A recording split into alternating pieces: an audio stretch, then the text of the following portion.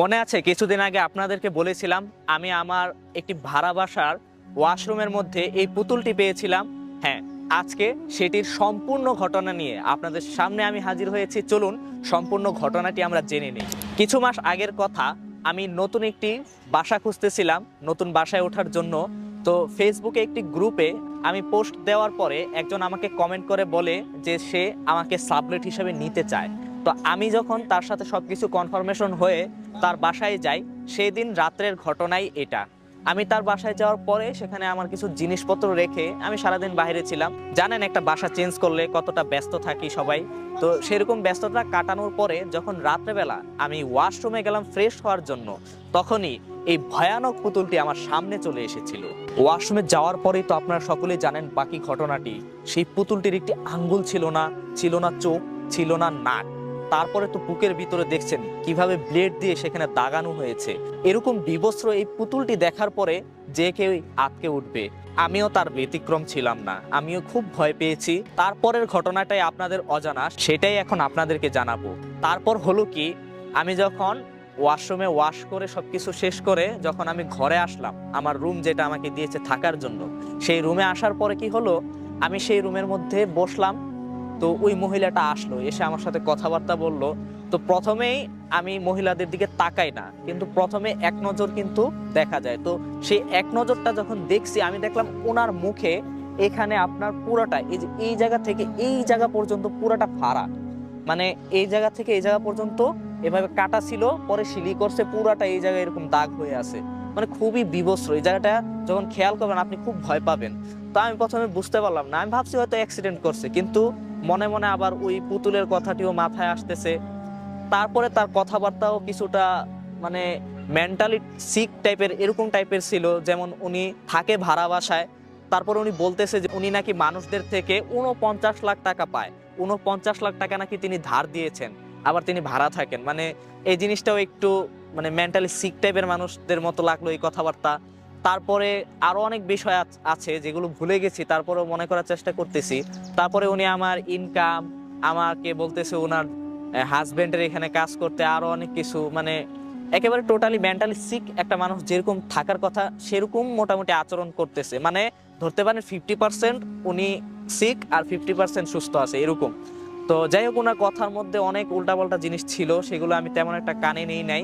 But যখন আমি রাত্রে ঘুমালাম দরজা লাগিয়ে আমার ওয়াইফকে নিয়ে, তো আমরা দুজন শুয়ে পড়েছি। তারপরে কি হলো, মানে আমরা শুয়ে পড়ছি ধরেন 5 মিনিট হয়েছে।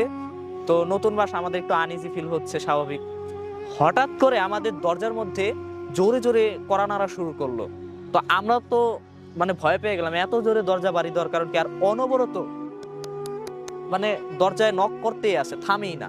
আমি জোরে জোরে চিৎকার করে করে বলছি যে কে, কি সমস্যা বলেন, কি কোন কারণে বলেন।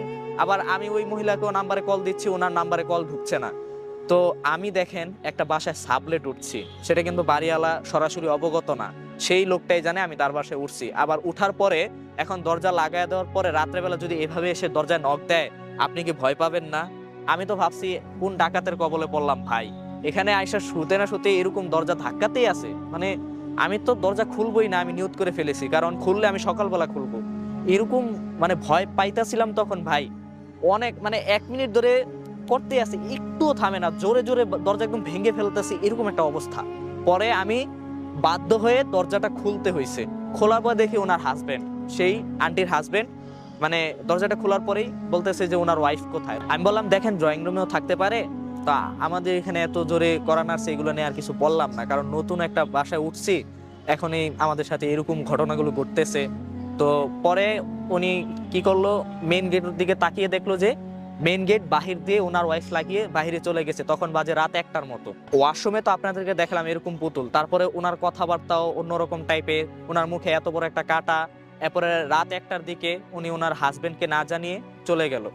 হ্যাঁ, তো তারপরে প্রায় আধা ঘন্টার পরে উনি বাসায় আসছে। তখন আমরা দরজা লাগিয়ে রুমের ভিতরে মানে একটু আলোচনা করতেছিলাম, এখানে কি থাকবো কি থাকবো না, এরকম একটা পরিস্থিতি আর কি। তো তারপর আরেকটা রিজন আছে, ওনার ঘরে যে ওনার বেবি ছিল, ওনার 2টা বেবি, একজন ছিল না ওই দিন। তো একটা ছোট বেবি ছিল, আপনার বয়স অ্যারাউন্ড কত হতে পারে? 1.5 বছর 2 বছর। হ্যাঁ, বয়সটা আপনার 1.5 থেকে 2 বছর এরকম হইব। ওই বাচ্চাটা না সারাদিন কান্না করে, মানে কান্না থামাই না, একদম এক্সট্রিমলি কান্না করতেই থাকে, মানে থামেই না।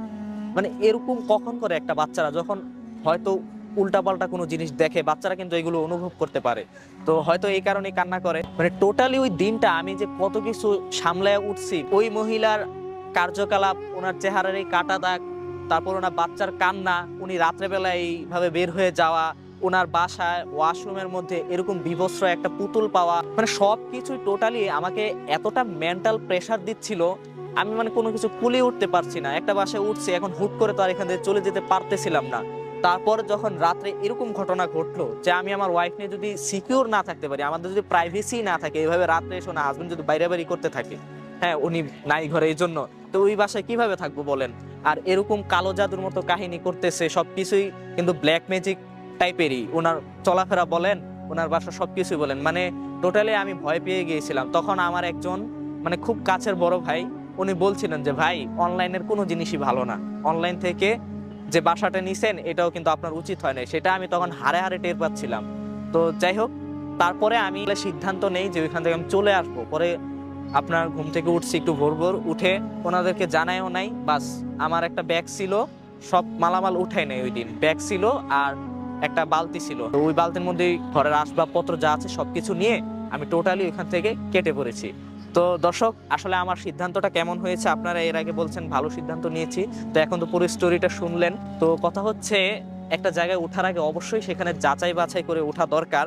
যাই হোক, এটা আমার ভুল ছিল, মিস্টেক ছিল, কিন্তু আল্লাহর কাছে মানে শুকরিয়া আদায় করে শেষ হবে না যে আমি ওইখান থেকে ফিরে আসতে পারছি। যদি আল্লাহ না করুক ওই দিন রাত্রেবেলা যদি আমার কোনো একটা অঘটনও কিন্তু হতে পারতো। যাই হোক, আলহামদুলিল্লাহ বেঁচে ফিরেছি। তো এই ঘটনাটা শেয়ার করার একটাই উদ্দেশ্য যে আপনারা সব সময় যে কোনো জায়গায় যে কোনো জিনিস করার আগে অবশ্যই এটার উপরে যাচাই বাছাই করবেন। কোন একটা জায়গায় গেলে সেই জায়গাটা আসলে আমার জন্য সেফ কিনা এটা নিশ্চিত করে তারপরে ইনশাল্লাহ সবকিছু করবেন। তো যাই হোক, আপনারা সকলে আমার জন্য দোয়া করবেন, সকলে সবসময় সাপোর্ট করে যাবেন, পাশে থাকবেন। আজকের মতো এখানেই বিদায় নিচ্ছি। আমার লাইফে যদি আরো অনেক স্টোরি শুনতে চান অবশ্যই কমেন্টে জানিয়ে দেবেন। ফিরছি আগামী ভিডিওতে। আসসালামু আলাইকুম।